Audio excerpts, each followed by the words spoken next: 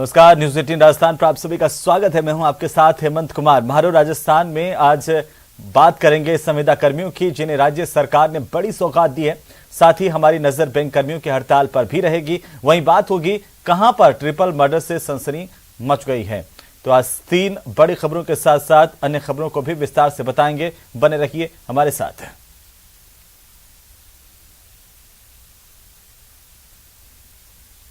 तो सीधे हम आपको लिए चलते हैं राजधानी जयपुर के बिरला ऑडिटोरियम, जहां पर डॉक्टर भीमराव अंबेडकर लॉ विश्वविद्यालय का दीक्षांत समारोह है। राज्यपाल संबोधित कर रहे हैं, सुन लेते हैं। बांटने की जरूरत है। मैं चाहता हूं कि विधि विश्वविद्यालय विद्यार्थियों को राष्ट्र कल्याण से जुड़े नवीनतम कानूनों के बारे में भी निरंतर अपडेट करे। यहां पढ़ाने वालों को चाहिए कि वे केवल पाठ्य पुस्तकों तक ही अपने को सीमित नहीं रखे, बल्कि निरंतर नवीन जो कुछ कानून की दृष्टि से देश में हो रहा है उनके प्रति विद्यार्थियों को निरंतर अद्यतन करते रहे। भारतीय संविधान दुनिया भर के संविधानों में सर्वोत्कृष्ट है। इसे मैं मानवीय अधिकारों और कर्तव्यों का वैश्विक दस्तावेज मानता हूं। यह देश को संचालित करने का विधिक दस्तावेज तो है ही, साथ ही ऐसा पवित्र ग्रंथ है जिसमें भारतीय संस्कृति का आलोक निहित है। मैं चाहता हूं विधि विश्वविद्यालय के जरिए भारतीय संविधान की प्रभावी शिक्षा का प्रसार भी हो। हमारा संविधान जैसे विश्व भर की एक जीती जागती सच्चाई बने, इसके बारे में भी विश्वविद्यालय चिंतन मनन करे। यह सच है कि विधि विश्वविद्यालय में कानून से संबंधित उच्च शिक्षा का प्रसार किया जाता है, परंतु मैं चाहता हूं कि आपके इस विश्वविद्यालय में देश के आजादी आंदोलन से जुड़े अधिवक्ताओं बहुत बड़ी संख्या मिलेगी आपको। इसलिए मैं कह रहा हूं, देश के आजादी आंदोलन से जुड़े अधिवक्ताओं के जो महत्वपूर्ण भाषण रहे हैं उनके बारे में भी अध्ययन करवाया जाए, ये मेरा विशेष आग्रह है। आप पढ़ेंगे तो बड़ा आनंद आएगा। मैंने कुछ लोगों के भाषण पढ़े हैं जो उन्होंने बहस की है। यह बात तो राज्यपाल समारोह को संबोधित कर रहे हैं। और अब बात मरुधरा में बेखौफ अपराधियों की, जहां पर हनुमानगढ़ में एक बेटे ने ही अपने परिवार को खत्म कर दिया। वहीं बूंदी में मंदिर में चौकीदार का शव मिलने से सनसनी फैल गई है, जबकि 12 के हरनावदा शाहजी के कस्बे में सुबह एक शव से सनसनी फैल गई। 3 अलग अलग तस्वीरें हम आपको दिखा रहे हैं कि मरुधरा में किस तरह से बेखौफ हैं अपराधी और रिश्तों का कत्ल हुआ, गार्ड की मौत की घटना हो या फिर व्यापारी की हत्या हो।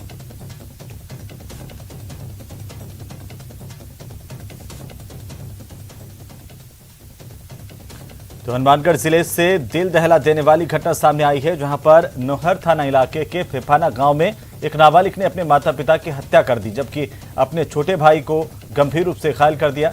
नाबालिग नशे का आदी है। कल ही नशा मुक्ति केंद्र से वापस घर आया था और उसको लग रहा था कि उसको फिर से नशा मुक्ति केंद्र भेज दिया जाएगा। इसीलिए आधी रात को उसने अपने माता पिता और छोटे भाई पर कुल्हाड़ी से ताबड़तोड़ हमला किया, जिसमें पिता शिषपाल और मां इंदिरा की मौत हो गई, जबकि 14 साल के छोटे भाई अजय का हरियाणा के सिरसा में अभी उपचार चल रहा है। हालांकि नौहर पुलिस ने नाबालिग को डिटेन कर लिया है, उससे पूछताछ की जा रही है।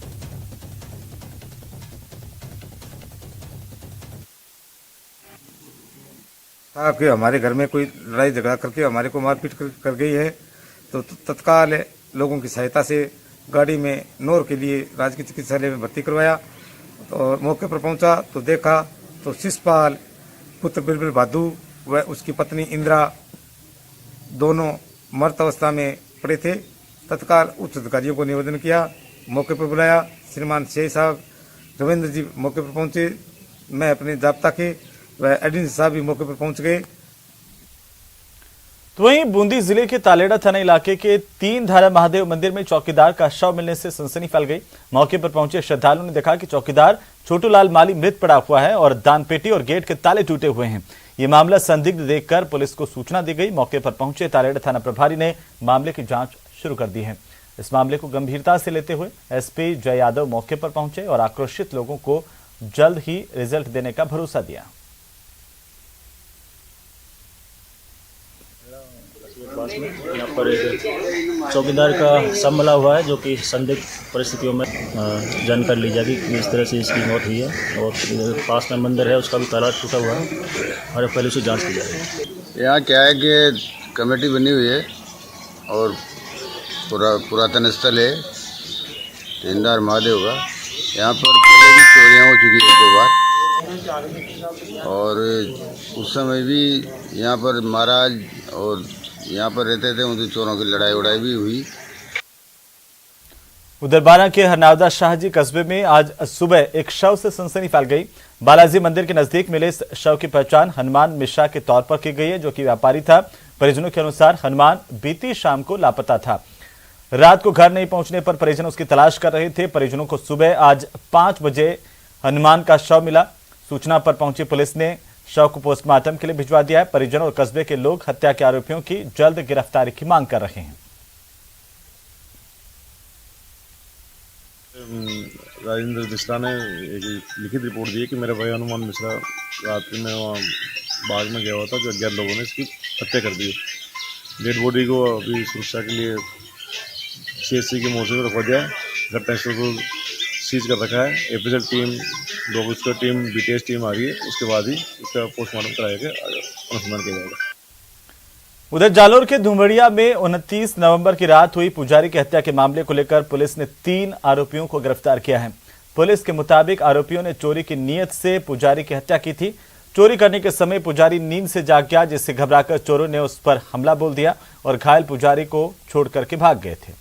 करीब 3 घंटे बाद इस पुजारी ने दम तोड़ दिया था। अब पूरे मामले को लेकर के पुलिस आरोपियों से पूछताछ कर रही है। करने की नियत से इस इलाके में आए थे। जब उन्हें ये पता चला कि ये इलाका खाली है, वो यहाँ पर चोरी करने की संभावना उन्हें दिखी, तब वो अनाधिकृत रूप से प्रवेश करके उन्होंने चोरी की वारदात की। नहीं, ये पहले भी जैसे यहाँ सीए साहब ने देखो, पहले भी यहाँ कभी घूमे हैं क्या इस इलाके में? या ये पूछताछ अभी और उनसे चल रही है। आगे जैसे जैसे बातें आएंगी तो उसमें अनुसंधान किया जाएगा। जालोर जिले के बागुड़ा पुलिस थाना क्षेत्र के दुमड़िया गांव में 15 दिन पहले पुजारी हत्याकांड का पुलिस ने खुलासा कर दिया है। पुलिस ने बताया है कि ये 3 आरोपी सिरोही जिले के रोहिड़ा पुलिस थाना क्षेत्र के रहने वाले हैं। तीनों चोरी की नियत से आश्रम में घुसे थे। उस दौरान पुजारी के दौरान विरोध करने पर सिर पर वार करके पुजारी को मौत के घाट उतार करके फरार हो चुके थे। जालोर पुलिस की 30 लोगों की स्पेशल टीम ने जगह जगह पर जांच पड़ताल की। CCTV फुटेज के आधार पर तीनों आरोपियों को पुलिस ने हिरासत में ले लिया। आज जालोर पुलिस अधीक्षक हर्षवर्धन अग्रवाल ने प्रेस कॉन्फ्रेंस करके तीनों आरोपियों का जो है चेहरा सामने लाया, हत्या का खुलासा किया है। जालोर जिले में हुई इस ब्लाइंड मर्डर केस वारदात के बाद पूरे जिले में सनसनी फैली थी और इसको लेकर जालोर पुलिस ने 15 दिनों में जो है आरोपियों तक पहुंची और आरोपियों को गिरफ्तार कर लिया गया है। तीनों आरोपी सिरोही जिले के रहने वाले हैं। श्याम बिश्नोई, न्यूज़18 जालोर। तो वहीं जालोर पुलिस सवालों के घेरे में घिरती हुई नजर आ रही है। दरअसल मुख्य शराब तस्कर को दबोचने में नाकाम रही चितलवाना की पुलिस ने खाना बनाने वाले एक युवक को ही मुलजिम बना दिया। मिली जानकारी के मुताबिक 8 दिसंबर को चितलवाना पुलिस ने सेवाड़ा गांव से अवैध शराब से भरा हुआ एक टैंकर जब्त किया। इस पर मुख्य आरोपी पुलिस के खत्ते नहीं चढ़ा, तो जिस बाड़े में यह टैंकर पड़ा था वहां पर खाना बनाने वाले युवक माना राम को ही पुलिस ने आरोपी बना दिया। पूरे प्रकरण का खुलासा तब हुआ जब एक ऑडियो सामने आया। इसमें तस्कर और गिरफ्तार युवक के परिजन बातचीत करते हुए सुने जा सकते हैं। पीड़ित परिजनों ने SP से मिलकर न्याय की गुहार लगाई है।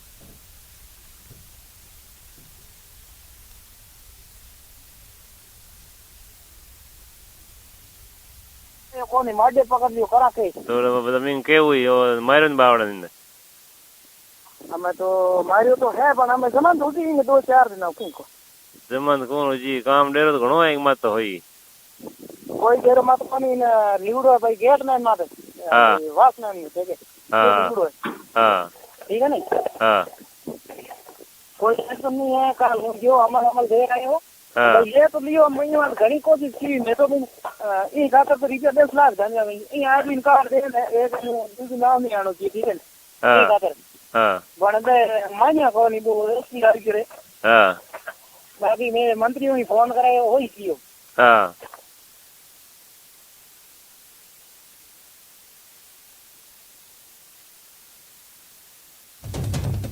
बहुत आदमी ने पकड़ा या कौन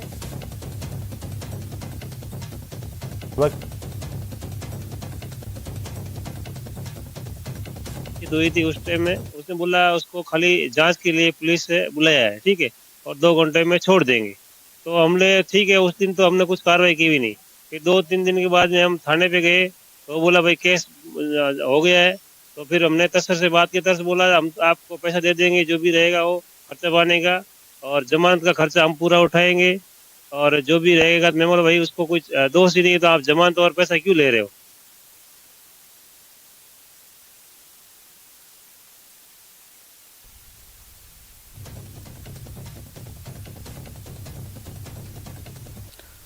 चलिए आगे बढ़ेंगे और इसी बीच धौलपुर से बड़ी खबर मिल रही है। आपको बता दें कि डीजे कोर्ट के बाहर युवक पर फायरिंग हुई है। कोर्ट में पेशी के लिए ये युवक यहां पर पहुंचा था। फायरिंग के बाद आरोपी मौके से फरार हो गए। तो कोर्ट में पेशी के लिए आया था युवक और इसी दौरान फायरिंग हुई। फायरिंग के बाद आरोपी मौके से फरार हो गए हैं। निहालगंज थाना पुलिस मौके पर पहुंची है। इस घटना के बाद कोर्ट कैंपस में अफरा तफरी का माहौल है। तो डीजे कोर्ट के बाहर युवक पर फायरिंग होने की जानकारी सामने आ रही है। तस्वीरें हम आपको दिखा रहे हैं। बड़ी खबर है इस वक्त की, धौलपुर से इस वक्त की बड़ी खबर है। कोर्ट परिसर और आसपास के इलाके में फायरिंग होना कई सवाल खड़े कर रहा है कि आखिर बदमाशों के हौसले किस कदर बुलंद है। डीजे कोर्ट के बाहर एक युवक पर फायरिंग हुई है। बड़ी खबर धौलपुर से, कोर्ट में पेशी के लिए युवक आया था। इसी दौरान इस युवक पर फायरिंग की गई और फायरिंग के बाद आरोपी मौके से फरार हो गए हैं। निहालगंज थाना पुलिस को सूचना मिलने पर निहालगंज थाना पुलिस मौके पर पहुंची है। डीजे कोर्ट पहुंची है।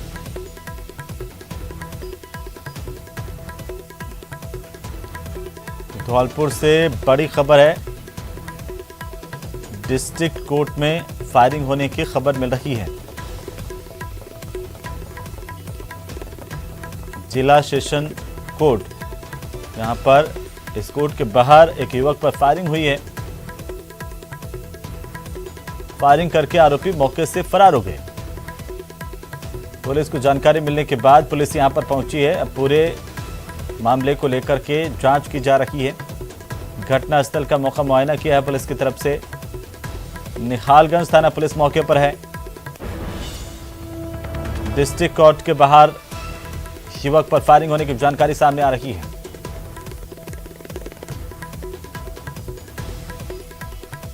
चलिए खबरों में फिलहाल वक्त तो चला एक छोटे से ब्रेक का, जल्द लौटेंगे, आप बने रहिए हमारे साथ। तो चलिए ब्रेक के बाद एक बार फिर से आपका स्वागत। सार्वजनिक क्षेत्र के बैंकों के करीब 9 लाख कर्मचारी आज से 2 दिनों की हड़ताल पर हैं, जिससे बैंकिंग सेवाएं प्रभावित हो रही हैं। यूनियन के नेताओं ने कहा है कि इस हड़ताल का आह्वान सरकार की ओर से 2 सार्वजनिक क्षेत्र के बैंकों के निजीकरण के प्रयास के खिलाफ किया गया है। भारतीय स्टेट बैंक समेत ज्यादातर बैंकों ने अपने ग्राहकों को सूचित किया है कि हड़ताल की वजह से चेक भुनाने और फंड ट्रांसफर जैसी बैंकिंग की सेवाएं प्रभावित हो सकती हैं। अलग अलग तस्वीरें आपके टीवी स्क्रीन पर हम दिखा रहे हैं। 4 तस्वीरें हैं राजधानी जयपुर में, उसके बाद अजमेर, उदयपुर, भरतपुर। तमाम जगहों पर बैंक कर्मचारी निजीकरण के खिलाफ हल्ला बोल रहे हैं, केंद्र सरकार के खिलाफ प्रदर्शन कर रहे हैं। 2 दिनों की आज से हड़ताल है। करीब 9 लाख कर्मचारी हैं जो लगातार प्रदर्शन कर रहे हैं, हड़ताल पर हैं और ये मांग की जा रही है कि प्राइवेटाइजेशन जो किया जा रहा है उस पर रोक लगाई जाए। तो सार्वजनिक क्षेत्र के बैंकों के करीब 9 लाख कर्मचारी आज से 2 दिन की हड़ताल पर।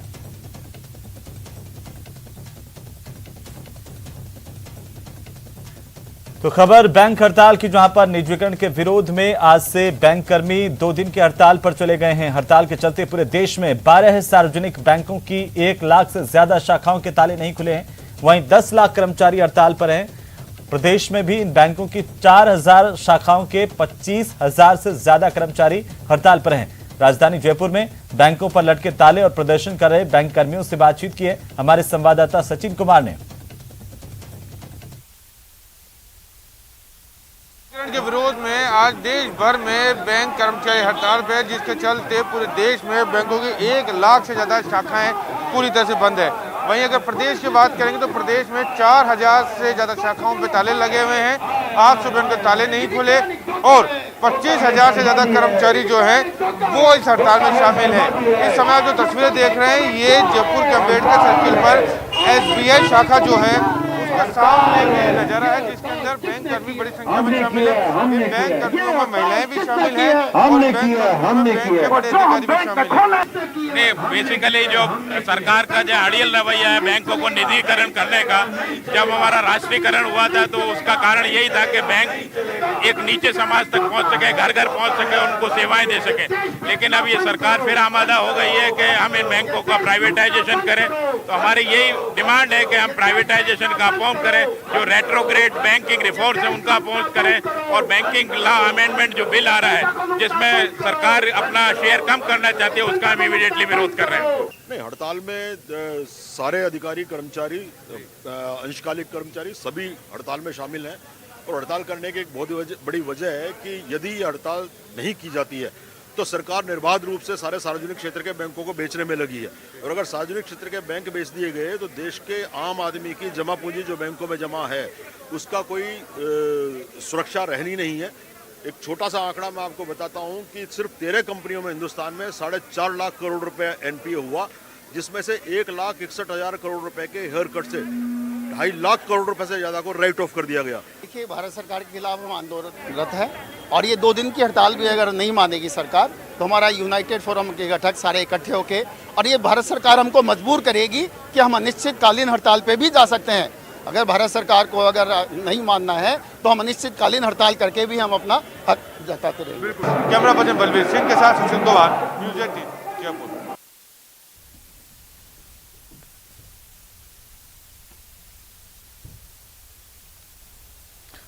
तो वहीं भरतपुर में बैंक कर्मचारियों की ओर से बैंक के सामने प्रदर्शन किया गया है। बैंक कर्मचारियों ने बैंकों के निजीकरण को लेकर के जोरदार प्रदर्शन किया। कर्मचारियों का कहना है कि जब बैंकों का निजीकरण हो जाएगा तो बैंक में काम कर रहे कर्मचारियों की रोजी रोटी पर भी संकट खड़ा होगा।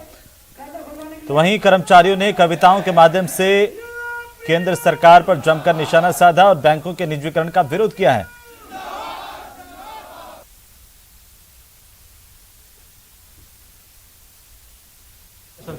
उसके विरोध में जो है सारे बैंक कर्मी हड़ताल पे हैं। देश के लगभग 8 लाख कर्मचारी आज हड़ताल पर और 2 दिवसीय हड़ताल है। United forum of bank unions के आह्वान पर ही हड़ताल आयोजित की गई। आज भरतपुर जिले में लगभग 225 शाखाएं बंद हैं और लगभग 2,000 करोड़ का कारोबार प्रभावित हुआ। देश भर में ये हड़ताल रहेगी और पूर्ण रूप से सफल रहेगी। सार्वजनिक क्षेत्रों की जो बैंक हैं उनके निजीकरण को लेकर के जो है देशव्यापी हड़ताल है और उस हड़ताल को लेकर के आज जो बैंक के सभी कर्मचारी हैं वो कविता के माध्यम से जो है अपना विरोध जता रहे हैं। और यहाँ पर जो कर्मचारियों से बात करें किस चीज़ को लेकर के आप विरोध कर रहे हैं? सरकार की बैंक विरोधी निजीकरण के खिलाफ जो है सारे बैंक कर्मी हड़ताल पे हैं आज और 2 दिवसीय हड़ताल है। आज पहला दिन है, कल दूसरा दिन रहेगा। किन क्या क्या मांग है आपकी? बैंकों का निजीकरण नहीं किया जाए ताकि एक आम पब्लिक का बैंकों से जुड़ाव रहे। निजीकरण से क्या फर्क पड़ने वाला है? निजीकरण से फर्क यह है कि प्राइवेट बैंक सारे सेक्टर्स में काम नहीं कर पाएंगी, ग्रामीण दूर दराज के क्षेत्रों में काम नहीं कर पाएंगी और हमारा जो डिपॉजिटर है, एडवांस है, वो एक आम आदमी तक जिस गवर्नमेंट का उद्देश्य पूर्व में था वो लाभ नहीं पहुंच पाएगा। हम चाहते हैं कि आम पब्लिक जुड़ी रहे। यहाँ 0 बैलेंस के खाते भी खोले जाते हैं, जबकि प्राइवेट बैंकों में इस तरह की कोई व्यवस्था नहीं है। तो ये जो इनका जो विरोध है और जो निजीकरण है उसको लेकर के ये विरोध कर रहे हैं और लगातार जो केंद्र सरकार है उसके खिलाफ में जो है नारेबाजी करके और जो अपना विरोध प्रदर्शन है उसे जता रहे हैं। कैमरा पर्सन दिलीप के साथ दीपक पुरी, न्यूज़ 18 भरतपुर। तो वहीं निजीकरण के विरोध में आज बैंकों की हड़ताल है। 2 दिन की इस हड़ताल के पहले दिन बैंक कर्मचारियों की ओर से बैंकों के बाहर जमकर नारेबाजी की गई है। दौसा की बात करें तो करीब 100 से अधिक बैंक की शाखाएं आज बंद है। साथ ही इस हड़ताल के चलते दौसा में प्रतिदिन 150 करोड़ रुपए का लेन देन प्रभावित हो रहा है। 2 दिनों की हड़ताल और उसके बाद शनिवार और रविवार को अवकाश के चलते आगामी 4 दिनों तक बैंकिंग की सेवाएं अब प्रभावित रहेंगी। हालांकि शनिवार को बैंक संचालित होंगे। हमारे संवाददाता आशीष शर्मा ने और बैंक यूनियन के पदाधिकारियों से बातचीत की है, आप भी सुनिए। की हड़ताल है, ऐसे में बैंकों पर ताले लटके हुए हैं। यहाँ पर लिख रखा है कि आज से 2 दिन की हड़ताल है और जो बैंक के जो कर्मचारी हैं वो भी बैंकों के बाहर प्रदर्शन कर रहे हैं। हम आपको दृश्य दिखाना चाहते हैं। यहाँ पर बैंक के जो एम्प्लॉइज हैं वो परेशान, जो नारेबाजी कर रहे हैं केंद्र सरकार के खिलाफ, वित्त मंत्री के खिलाफ और प्रधानमंत्री के खिलाफ नारेबाजी कर रहे हैं। हमारे साथ यहाँ के यूनियन के पदाधिकारी हैं, यूनियन के पदाधिकारी, हम उनसे बात करते हैं कि किस तरह की मांग है, किस मांगों को लेकर आप ये कर रहे हो। बैंकों की निजीकरण को बंद करने की मांग है। बैंकों को विशेषकर मांग जो है बैंकों को निजीकरण में देकर के इनको बेचने का सरकार ने मानस बना रखा है। इस चीज को लेकर के विशेषकर जो बैंकों की मांग है कि निजीकरण बंद किया जाए। साथ में ही जो है बैंक एक्ट के अंदर जो है शीतकालीन सत्र में सरकार जो है बदलाव करने का मानस बना रखी है, जिससे एक खंड कृषि खंड को भी जो है कॉरपोरेट सेक्टर को बेचने जारी है। इन्हीं को चलते हुए जो शीतकालीन सत्र को देखते हुए बैंकों ने 3 तारीख को ये कॉल दे दिया था कि 2 दिन की 16 और 17 तारीख का जो है 2 दिन का ऑल इंडिया स्ट्राइक, जिसमें 9 यूनियन बैंक की है, वो सभी इसमें पार्टिसिपेट कर रही है और ये स्ट्राइक सफल होगी। बिल्कुल, हमारे साथ और भी है। कितने दौसा जिले के कितने बैंक हैं और कितना करोड़ का लेन देन प्रभावित हो रहा है इसमें? दौसा जिला के सारे बैंक के कम से कम 150 करोड़ का कारोबार प्रभावित हो रहा है और ये निजीकरण के खिलाफ हो रही है और 2 दिन की सफल स्ट्राइक कर रहे हैं हम। आशीष शर्मा, न्यूज़ 18 दौसा। तो बैंकों की हड़ताल को लेकर के 3 अलग अलग तस्वीरें हम आपको दिखाने जा रहे हैं। आपको बता दें कि बैंकों की हड़ताल के चलते आज से बैंकों में कामकाज पूरी तरह से प्रभावित हो रहा है। प्रदेश के सार्वजनिक बैंक बंद हैं और देश भर की हम बात करें तो 12 सार्वजनिक बैंक जो है हड़ताल पर हैं। दौसा, राजसमंद, बांसवाड़ा की तस्वीरें जहां पर सार्वजनिक बैंकों पर ताले लटके हुए हैं। बैंक कर्मचारियों का कहना है कि मोदी सरकार बैंकों को बेचने जा रही है, जिसके खिलाफ वे लामबंद हुए हैं और ये मांग करते हैं कि सार्वजनिक स्तर के बैंक जो है उनका निजीकरण नहीं किया जाए। दौसा, राजसमंद, बांसवाड़ा समेत प्रदेश भर और देश भर के जो सार्वजनिक बैंकों के कर्मचारी हैं वो हड़ताल पर चले गए हैं। 2 दिन के हड़ताल का आज से ऐलान किया गया है।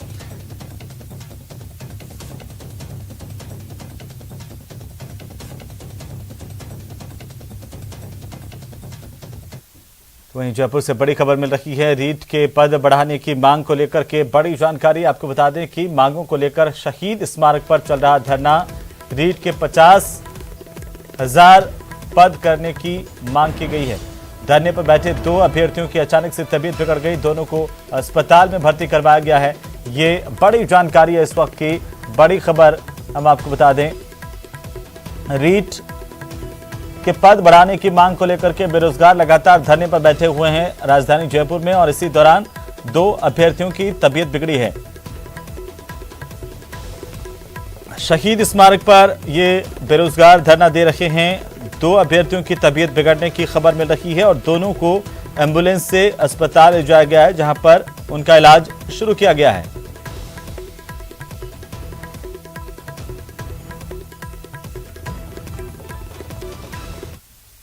तो खबरें अभी और भी हैं, लेकिन फिलहाल वक्त एक छोटे से ब्रेक का। ब्रेक के उस पार आप देखिए विधवा की गुहार।